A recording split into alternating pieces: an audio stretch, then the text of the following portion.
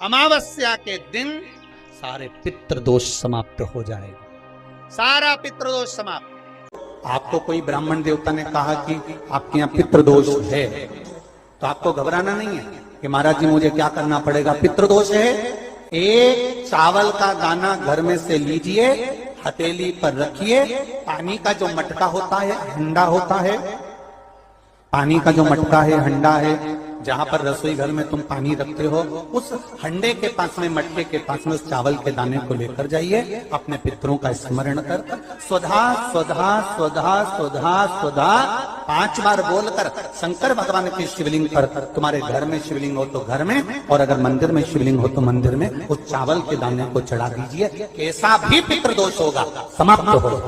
करें आपके जीवन में, यदि आपको ऐसा लगता है कि हमारे बहुत तप करने पर, भजन करने पर, व्रत करने पर, साधना करने पर, उपास करने पर भी हमें कहीं ना कहीं तकलीफ का सामना करना पड़ रहा है, तो निवेदन है, एक चावल का दाना शिव को चढ़ाने का, या एक पुष्प की पंखड़ी,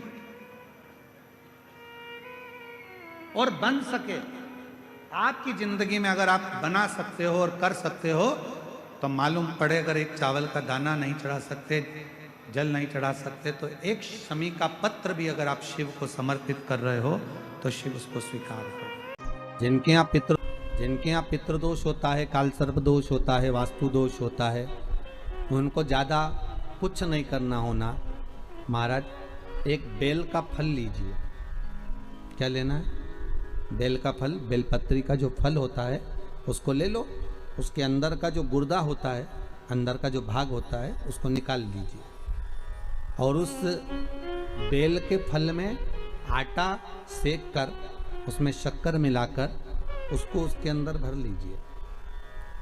अमावस्या के दिन सुबह 10 बजे से पहले उस बेल फल में, जिसमें तुमने पंजेरी भरी है, आटा सेक कर भरा है शक्कर के साथ में, उसको अपने घर में घुमाने के बाद में, जिसको काल सर्प दोष बताया है, पितृदोष बताया है, या वास्तु दोष का स्मरण बताया है, घर में सब दूर घुमाकर अपने परिवार का हाथ का स्पर्श कराकर पीपल के पेड़ के नीचे खड्डा खोदकर उस बेलपत्र के उस फल को दाब दीजिए, उस फल को उसमें दबा दीजिए। महाराज केवल एक अमावस्या करना रहता है, पितरों के दोष से मुक्ति मिलती है और हमारे घर के कार्य सफल होना प्रारंभ हो जाते हैं। कार्य की सफलता होती है, कार्य में सफलता प्राप्त होने लगती है। शंकर के मंदिर में जाकर शिव जी को जल चढ़ाकर जब कोई चंदन की 3 लाइन भगवान शंकर के शिवलिंग पर खींचता है, शंकर उसका हाथ पकड़कर उसका भाग्य लिखना प्रारंभ कर देते हैं। शंकर के मंदिर में जाकर 1 लोटा जल चढ़ाना प्रारंभ करता है, 3 रेखाएं खींचना प्रारंभ करता है, चंदन लगाकर त्रिपुंड बनाना प्रारंभ करता है। बाबा उसके भी जीवन में सुख हाथ पकड़ कर देना प्रारंभ कर दे। यहां तक शिव पुराण कहती है, अगर चंदन नहीं है, अबीर नहीं है, गुलाल नहीं है, रोली नहीं है, कुछ भी तुम्हारे पास में नहीं है, शंकर जी को तुमने जल चढ़ाया, जल चढ़ाने के बाद अगर चंदन, रोली, हल्दी कुछ नहीं है, तो भी अपने हाथ की 3 उंगलियों से शंकर के शिवलिंग पर जब आप 3 रेखाएं दिल से, हृदय से, भाव से बनाते हो, तो भी शंकर भगवान हाथ पकड़कर तुम्हारे भाग्य की रेखा बनाना प्रारंभ कर देता। भाग्य की रेखा बनाना प्रारंभ कर देता। अब खींचो 3 लाइन। ब्रह्मा, विष्णु, महेश की 3 सलाखाएं जब शिव जी के शिवलिंग पर लगाई जाती है, यहां तक शिव पुराण कहती है, अगर हम शंकर भगवान के शिवलिंग को जल चढ़ाकर 3 रेखाएं भी ना खींच सकें, तो अपने हाथ की 3 उंगली का यदि स्पर्श मात्र भी शिवलिंग पर कर देते हैं, तो ब्रह्मा, विष्णु और महेश की करुणा हमारे ऊपर होना प्रारंभ हो जाती है। यहां तक शिव पुराण का। आपके जीवन में ऐसा लगने लगे कि हाँ बहुत कष्ट है, कर्जा भी बढ़ गया, तकलीफें भी बढ़ गई, बहुत दुख भी बढ़ रहा है, कहीं परिवार सही नहीं चल रहा है, तो प्रयास करते रहा करो। हफ्ते में 1 बार 1 चावल का दाना जल के पात्र में डाल लिया, 1 काली मिर्च जल के पात्र में डाल ली, और उस जल को ले गए, थोड़ा सा चंदन का छींटा डाल दिया, ले जाकर शिव जी को समर्पित कर दिया। शंकर को जल चढ़ाने के लिए 5 स्थान हैं जहां शिव को जल चढ़ाया जाता है और शंकर उस जल को स्वीकार करते हैं, जिसको पंचगंगा कहा गया। 5 स्थान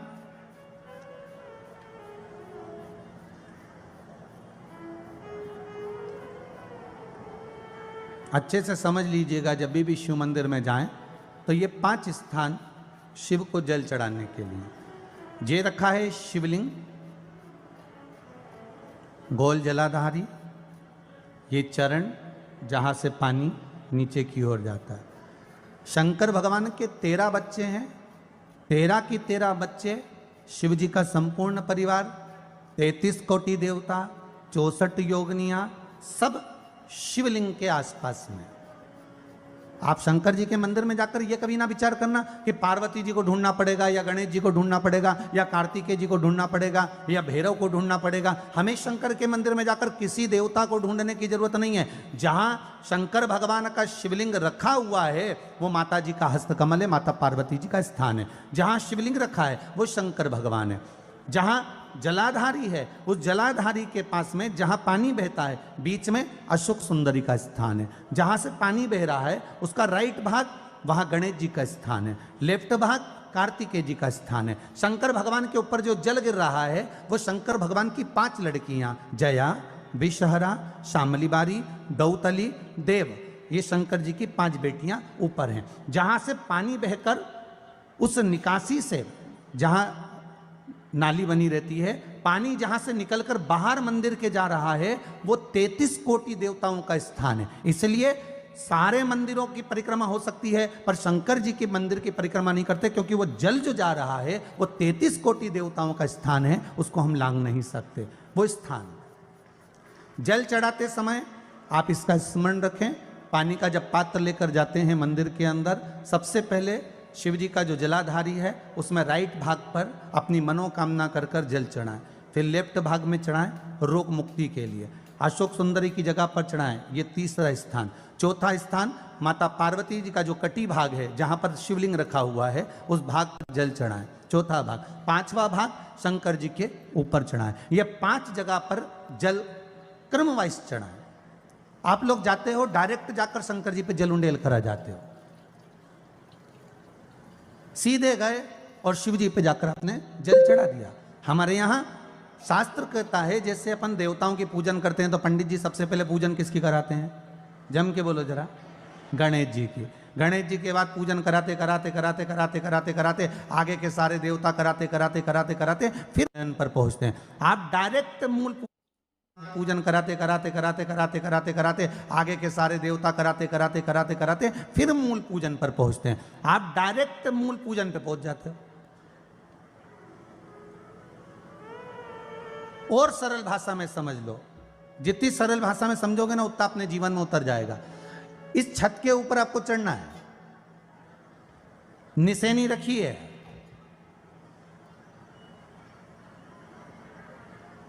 पाए लगे हुए हैं, आप कैसे चढ़ोगे? एक एक पाए पर पांव रखकर चढ़ोगे कि डायरेक्ट पहला पे रखोगे और आखिरी पर? जम के बोलिए जरा, एक एक पाए पर पांव रखोगे ना कि धीरे धीरे हमको चढ़ना है। उसी तरह शिव मंदिर में पहुंचने के बाद पहला गणेश स्थान, कार्तिकेय स्थान, अशोक सुंदरी का स्थान। अशोक सुंदरी के स्थान पर जल क्यों चढ़ाया जाता है? क्योंकि भगवान शंकर की सबसे छोटी लड़की जो है वो अशोक सुंदरी है। और ये जो छोटी लड़की है अशोक सुंदरी, ये नारी को अखंड सौभाग्यता का वर प्रदान करती है। कौन सी नारी को? किस नारी को अखंड सौभाग्यता देती है? तो महाराज शास्त्र कहता है जिस नारी के भाग्य में लिखा होता है कि इसको वैधव्य होना है, इसके पति को समाप्त होना है, अगर वो नारी अशोक सुंदरी वाली जगह पर जल चढ़ा देती है तो पति पर अगर काल भी मंडरा रहा होता है तो मां अशोक सुंदरी महाकाल से कहकर काल को टाल देती है। वो अशोक सुंदरी का स्थान, वो माता अशोक सुंदरी का स्थान।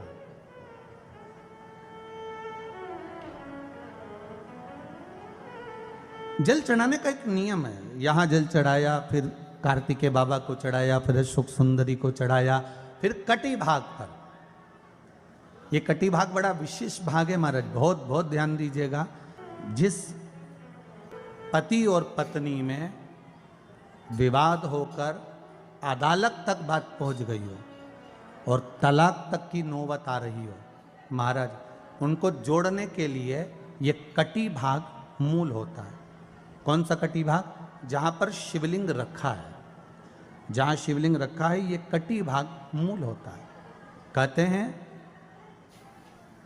5 सोमवार लिंग पुराण वर्णन कर रही है, 5 सोमवार कटी भाग पर जहां शिवलिंग रखा हुआ है, 3 उंगली में मक्खन लेकर कटी भाग पर मात्र फेर देने पर और उस पर 7 जगह चंदन लगा देने पर पति और पत्नी का संबंध कभी समाप्त नहीं हो सकता, वो जुड़कर ही रहेगा, प्रेम बढ़कर ही रहेगा। कटी भाग का बड़ा बड़ा महत्व है महाराज। शिवलिंग के कटी भाग पर स्वयं मां जगतजननी जगदम्बा अपने हस्त कमल पर भगवान शिव को झेली हुई। अपने दुख को, अपनी तकलीफ को, अपने कष्ट को किसी दूसरे के दरवाजे पर जाकर कभी मत कहो, कभी मत।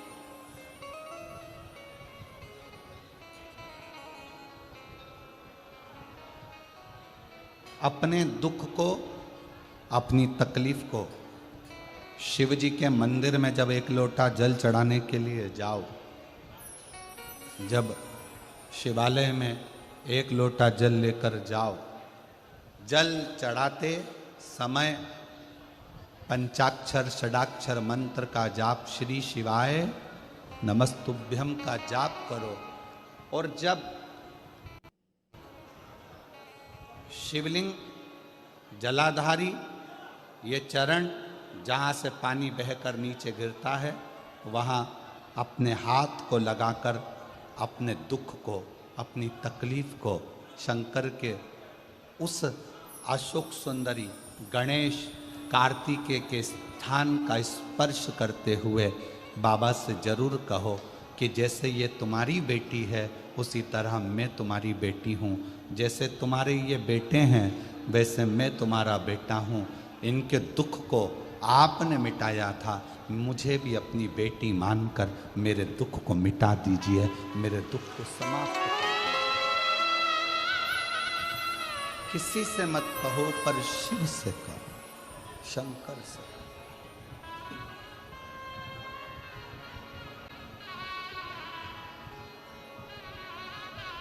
जब आप चरण पकड़कर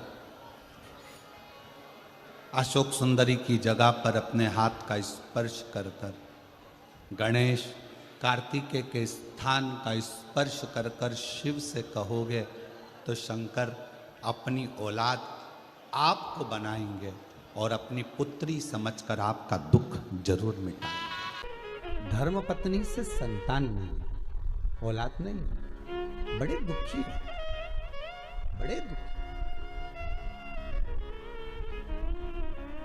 अच्छा, संतान नहीं हो, किसी नारी की गोद अगर, स्त्री की गोद अगर खाली रह जाए तो भी दुख होता है उसको कि मेरे घर में औलाद नहीं, संतान नहीं। हम कई बार कहे, आज फिर कहते हैं, ये टेस्ट भी बाद में कराना, सारी जांचें बाद में कराना। एक बार शंकर का भजन कर कर देखना। सब जगह से अगर हार जाओ और सारे रिपोर्ट आपकी आपने सब दूर दिखा ली, तो एक बार शंकर पर भरोसा कर कर तुमरुका जी का नाम लेकर सफेद आंकड़े की जड़ को शिव जी पे से रजस्वला धर्म के 7वें दिन 21 बार घुमा लो। नाम गोत्र बोलकर कमर में लाल धागे में बांध लो। पीपल के पत्ते शिव जी को चढ़ाओ, उठा कर लाओ। उस एक पत्ते को रात्रि को गाय के दूध में उकालो और उस दूध को दोनों पति पत्नी पियो। साथ रहिए, समय आएगा, बाबा चाहेगा तो 3 या 4 महीने में गर्भ ठहर ही जाएगा। सारे डॉक्टर को दिखा लिया अपनी जगह, टेस्ट भी करवा लिया अपनी जगह, पर एक बार प्रयोग, और वो विश्वास रखकर करना पड़ेगा। शंकर पर जो भी कार्य कर रहे हो आप, जो उपाय कर रहे हो आप, शिव का स्मरण कर, भगवान पर अगर विश्वास रखोगे, भरोसो दृढ़ इन चरणन कह रो, श्री वल्लभ नखचंद्र छटा बिन सब जगमा ही अंधेरो। अगर भरोसा है तो शंकर है, और भरोसा नहीं तो शिव कहां से? विश्वास लेकर अगर आए हो तो काम तो होगा। ये लोग काशी से आए हुए हैं, विश्वास लेकर ही तो आए होंगे कि हम जाएंगे शंकर की कथा में तो बाबा कृपा जरूर करेगा। कई लोग यहाँ पर बैठे हुए हैं जो विश्वास लेकर आए हुए हैं, दूर दूर से आए हुए हैं, केवल विश्वास लेकर कि भगवान कृपा करेगा किसी ना किसी रूप में, मुझे विश्वास है कि बाबा मेरी सुनेगा। और फिर कहता हूं, कथा में अगर आपने मन लगा लिया, भले टीवी चैनल के माध्यम से श्रवण कर रहे हो, भले मोबाइल के माध्यम से श्रवण कर रहे हो, भले पंडाल में सुन रहे हो, बाबा से अगर दिल से आपने अगर कह दिया तो 3 महीना बहुत होता है सब कामना पूरी होने के लिए। मेरा बाबा आपको कुछ ना कुछ दे ही देता है, बस आपकी रुचि के अनुसार सुख प्रदान कर ही देता है। आप उस पर विश्वास, भरोसा, भटकना नहीं है हमको, मार्ग से विचलित नहीं होना। मान लो कोई व्यापार, कोई दुकान, कोई फैक्ट्री आपकी ठीक नहीं चल रही है, आप ठेला लगा रहे हो, सब्जी की दुकान लगा रहे हो, कोई दुकान खोल कर बैठे हो, कोई फैक्ट्री लगा कर बैठे हो, कोई व्यापार कर रहे हो और उस व्यापार में तुम्हें आनंद नहीं आ रहा, बहुत तकलीफ चल रही है, बहुत तकलीफ, सब कुछ करके देख लिया पर वो तकलीफ मिटी नहीं रही। तो थोड़े दिन, थोड़े समय किसी भी शंकर के मंदिर में बटकेश्वर महादेव के नाम से एक बेलपत्र चढ़ाने का तरीका जरा समझ लेंगे। आप अगर जिस दिशा में खड़े हो, अगर आप शंकर के शिवलिंग के इधर हो तो बेलपत्री का डंडी का मुख आपकी ओर होना चाहिए। आप इधर हो तो डंडी का मुख उधर हो, आप उधर हो तो डंडी का मुख उधर हो, आप इधर हैं तो डंडी का मुख इधर हो। बटकेश्वर महादेव के नाम से शंकर जी के मंदिर में एक बेलपत्री पर डंडी का मुख अपनी ओर होना चाहिए। जो डंडी है इसका मुख अपनी ओर। बटकेश्वर महादेव के नाम से एक बेलपत्र शंकर भगवान को समर्पित करो बटकेश्वर महादेव के नाम से। और बेलपत्र चढ़ाने के बाद में जो तुम्हारे कलश में जो जल है, लोटे में जो जल है, वो 7 बार, लोटे का जल 7 बार, 7 बार से मतलब है अलग से लोटा भरना नहीं है, 7 बार उसी लोटे का जल जब बेलपत्र डंडी समेत समर्पित कर दें, 7 बार उस लोटे के जल को 7 बार बटकेश्वर महादेव का नाम लेकर अपनी मन की कामना कर कर बाबा से विनती करते हुए कि बाबा मेरी ये छोटी सी अर्ज स्वीकार करते, 7 बार उस जल को चढ़ाओ। लगातार कम से कम आप 15 से 20 दिन तक लगातार बटकेश्वर महादेव के नाम से चढ़ाओगे। ऐसी कोई दुकान और फैक्ट्री नहीं तो चले नहीं और आगे बढ़े नहीं और काम सुलझे। बटकेश्वर महादेव, भगवान शंकर का ये नाम, भगवान शिव का ये स्तुति, भगवान शंकर का ये नाम बटकेश्वर महादेव। स्वयं भगवान शंकर ब्रह्मा जी का जब सिर कटकर बड़का पेड़ बन जाता है और उस पेड़ के नीचे, वृक्ष के नीचे शंकर भगवान विराजमान हो जाते हैं, शिव जी उसके नीचे विराजमान हो जाते हैं, उसी का नाम बटकेश्वर महादेव पड़ा। बटकेश्वर महापुराण की कथा कहती है, भगवान शंकर का चरित्र कथा है कि जिस बच्चे को, जिस मनुष्य को, जिस स्त्री को, जिस कन्या को, जिस बेटे को, बेटी को, बुजुर्ग को, महिला को, पशु को, पक्षी को, जानवर को, जलचर को, थलचर को, किसी को भी अगर शंकर जी की पूजन करना नहीं आए, आड़ी टेढ़ी भी कर देगा तो भी शंकर भगवान उसको स्वीकार कर लेंगे और शंकर उसको वर प्रदान कर देंगे। शिव उसकी पूजन को स्वीकार कर लेते, शंकर भगवान उसकी पूजन को स्वीकार करते।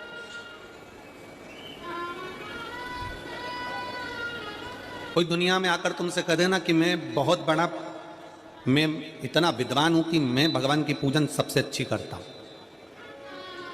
अगर कोई तुमसे आकर कह दे कि मैं सबसे ज्यादा विद्वान हूं, शंकर जी का अभिषेक मैं बहुत अच्छे से करता हूं। कोई तुमसे आकर कह दे कि मेरी पूजन में कोई कमी नहीं रहती, मैं इतनी अच्छी पूजन करता हूं। कोई विद्वान से विद्वान व्यक्ति भी आकर तुमसे कह दे कि मैं शंकर जी का अभिषेक इतना विद्वत्ता में कराता हूं कि मैं शंकर जी की आराधना सबसे श्रेष्ठ कर सकता हूं, तो मान लेना कि शिव मिल नहीं सकते, शंकर नहीं मिल सकते। शिव जी की पूजन वही स्वीकार है जिस पूजन में थोड़ी सी कमी रह जाए। पूजा की थाली लगाकर पशुपति व्रत करने के लिए तुम मंदिर में गए, पूजा की थाली लगाकर तुम शंकर जी के मंदिर में पूजन करने के लिए गए, 16 सोमवार की पूजन कर रहे थे, संकट सोमवार की पूजन कर रहे थे, सोमवार का पूजन कर रहे थे, प्रदोष का पूजन कर रहे थे, सोमवार की अष्टमी का पूजन कर रहे थे, शिवरात्रि का पूजन कर रहे थे, सावन महीने का पूजन कर रहे थे। पूजन की थाली में सारा सामान जमा लिया तो भी मंदिर में जाकर कोई सामान याद आए तो समझ लेना कि तुम्हारी पूजन भगवान शंकर ने स्वीकार कर लिया। और मुझे विश्वास है मेरी जीजियों पर, मुझे विश्वास है मेरी बेटियों पर, मुझे विश्वास है मेरे बेटाओं पर और मेरे जीजाओं पर। मेरी जीजियों ने, मेरे जीजाओं ने, मेरी बेटियों ने कभी तो मंदिर में पूजन करी होगी। बोलो करी कि नहीं करी किसी मंदिर में जाकर पूजन? जम के बोलो जरा, करी है ना? और आपकी पूजन की थाली में, आपके पूजन की थाली में कुछ ना कुछ कमी तो रही होगी ना। कभी माचिस रह गई, कभी दिया रह गया, कभी अगरबत्ती रह गई, कभी कंकु लाए थे कंकु रह गया, कभी चंदन रह गया, कभी कोई जनेऊ रह गया, कभी सुपारी रह गई, कभी कोई प्रसाद रह गया। फिर याद आया मैं तो ये घर छोड़कर आ गई, मेरे घर पे रह गया, अब क्या करूं? शंकर जी की कथा कहती है कि शिव उपासना में अगर तुम्हारी थोड़ी सी कमी रह जाए, समझ लेना कि शंकर जी ने तुम्हारी उपासना को स्वीकार कर लिया। और यह केवल तुमसे ही मतलब नहीं है,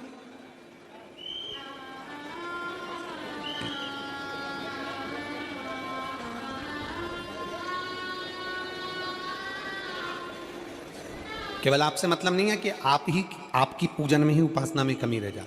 ये शंकर भगवान का वर है, ये शिव जी का वर है। किसको? भगवान नारायण को। जिस समय पर नारायण ने संकल्प लिया था कि सावन के महीने में 108 कमल के पुष्प रोज समर्पित करूंगा। सुनिए कथा सबने, 108 कमल के पुष्प भगवान नारायण ने संकल्प लिया कि मैं भगवान को रोज दूंगा। रोज 108 कमल के पुष्प मंगवाते देते। सावन का आखिरी दिन था, सावन का आखिरी दिन, और सावन के आखिरी दिन भगवान नारायण 108 कमल के पुष्प लेकर भगवान को चढ़ाने के लिए जैसे ही जैसे ही चढ़ाने के लिए बैठे, वैसे ही एक कमल का पुष्प कम रह गया। लक्ष्मी जी से कहा जाओ जल्दी से कमल का पुष्प लाओ। लक्ष्मी जी कमल का पुष्प ढूंढती रही, नहीं मिला। सब दूर देखा, सारी जगत में देखा, पर कमल का पुष्प लक्ष्मी जी को नहीं मिला। लक्ष्मी जी को कमल का पुष्प नहीं मिला। आखिरी में पूजन की थाली में कमल का एक पुष्प कम रह गया। भगवान नारायण ने अपना आंख निकालकर भगवान शंकर को समर्पित कर दिया। क्या निकालकर समर्पित करी? अपनी एक आंख। और जब भगवान ने अपनी एक आंख निकालकर भगवान को समर्पित करी, उस दिन का नियम है आज तक, अगर पूजन की थाली में कोई कमी रह जाती है, पूजन में कोई कमी रह जाती है, तो एक आंख, आंख मतलब आखा चावल। आखा चावल जानते हो आप लोग? जम के बोलो जरा। आखा मतलब पूरा। हम आंख तो भगवान को नहीं दे पा रहे इस संसार सागर में, कलिकाल में। एक आंख के बराबर आखा चावल, एक आखा चावल पूरी पूजन होने के बाद शंकर जी को समर्पित कर दो। शिव भगवान नारायण की आंख के बराबर उसको स्वीकार कर लेते हैं। भगवान शिव उसको स्वीकार कर लेते हैं, शंकर भगवान उसको स्वीकार कर लेते हैं, शिव उसको स्वीकार कर लेते हैं। भगवान नारायण ने एक आंख भगवान शंकर को दे दी। शंकर भगवान ने अपना सुदर्शन चक्र भगवान विष्णु को दे दिया। भगवान शंकर त्रिनेत्रधारी हो गए और भगवान नारायण सुदर्शन चक्रधारी हो गए। सुदर्शन चक्रधारी 108 कमल के पुष्प में से एक पुष्प अगर छुपाने वाला कोई था तो वो देवाधिदेव महादेव थे। शंकर भगवान ने कहा भगवान विष्णु से, हे नारायण, आपके कमल के पुष्प को, एक पुष्प को मैंने छुपाया था। आज मैं वर देता हूं, जो शिव की आराधना करेगा, जो शंकर की आराधना में बैठेगा, उसकी पूजा की थाली में जान करके नहीं तो तुम घर पे कोई सामान जान करके छोड़ जाओ, जान करके नहीं, लेकर सब जाना। पूरी पूजन की थाली में अगर कोई कमी रह जाती है, शिव कहते हैं उसकी पूजन को मैं स्वीकार कर लेता हूं, उसकी पूजन को मैं स्वीकार। जान करके कोई कार्य नहीं करना है अपने को। नहीं तो तुमने सोचा कि पूजा की थाली में सब कुछ रख लूं, एक सामान घर पे छोड़ दूं। सियोर वाला महाराज जी बोला है, ऐसा काम नहीं करना। कई लोग जान कर जब घर से निकलते हैं तो कोई शुभ शकुन करना रहता है तो जान करके शुभ शकुन करते हैं। गाय को घेर के लेकर आएंगे, बछड़े को घेर कर लेके आएंगे कि आज ये जा रहे हैं तो इनके सामने से दूध पीती हुई बछड़ा और गाय निकलेगी तो शुभ शकुन होगा। अब वो तो अनायास कोई शुभ शकुन हो जाए, अचानक से कलश लेकर कोई स्त्री निकल जाए। जब हम नेपाल में कथा करने के लिए गए तो वहां पर कान वाले ने पत्र लिखा, और शायद नेपाल की कथा में वो पत्र आप लोगों ने सुना भी होगा। उस दुकान वाले ने अपने पत्र में लिखा कि गुरुजी, मेरी दुकान बिल्कुल नहीं चलती थी और मैं किसी देवता पर भरोसा नहीं करता, मैं कहीं नहीं जाता, पर 15 घर छोड़कर एक लड़का रोज प्रतिदिन 1 लोटा जल लेकर शंकर जी के मंदिर में जाता है और मेरा दुकान पे आने का समय वही टाइम होता है। वो लोटा लेकर निकलता है और मैं दुकान की ओर बढ़ता हूँ, दोनों का मिलना थोड़ा आगे होता है। गुरुजी, जब से वो 1 लोटा जल भरा हुआ कलश मेरे सामने से निकल कर जाता है, तब से मेरी दुकान चलना इतनी प्रारंभ हो गई कि मुझे पीछे पलट कर नहीं देखना। अब ना उस दुकानदार ने उस लोटे वाले को कहा कि तू जल लेकर जा, उस लोटे वाले ने भगवान शंकर की कथा को श्रवण करा और 1 लोटा जल लेकर शंकर के मंदिर में जाना प्रारंभ करा। संसार के ऐसे कई शिव भक्त हैं जो अपने घर से 1 लोटा जल लेकर शिव जी के मंदिर में जाते हैं। कोई सुबह सुबह निकल कर जा रहा होता है, भरा हुआ लोटा उसके सामने से निकलता है तो शुभ शकुन हो जाता है और जाते हुए का कार्य सफल हो जाता है। अपने आप मंगल शकुन हो रहा है, अपने आप मंगल शकुन हो रहे हैं।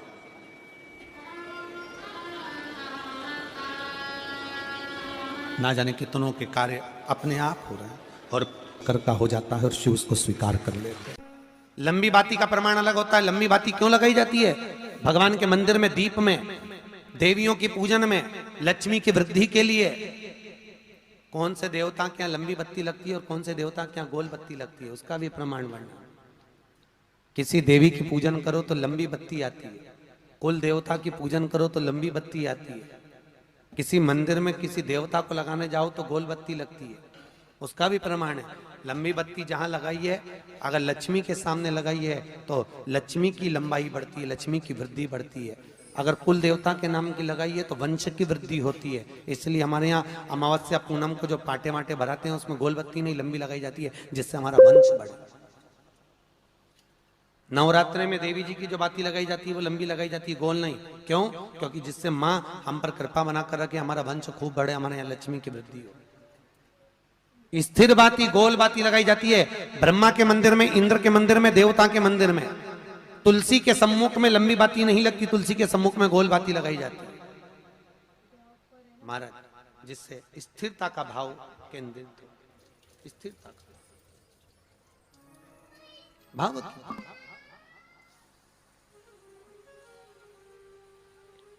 पीपल के वृक्ष के नीचे कभी लंबी बाती नहीं लगती, बड़ के पेड़ के नीचे कभी लंबी बाती नहीं लगती, आंवले के पेड़ के नीचे कभी गोल बाती नहीं लगती। आंवले के वृक्ष के नीचे लंबी बाती लगना चाहिए। धन की वृद्धि, सुख समृद्धि। तुलसी के पौधे के नीचे लंबी नहीं लगती, गोल बाती लगती। बातियों का भी प्रमाण।